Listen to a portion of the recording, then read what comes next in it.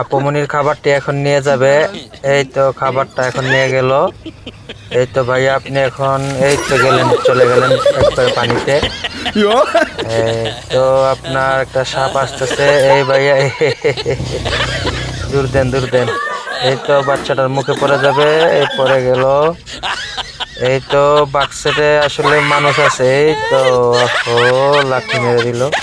আপনাকে ভিতরে পাঠিয়ে দেওয়া হলো, আপনি ট্রলির ভিতরে থাকেন। আপনি পানিতে পড়ে যাবেন এখন।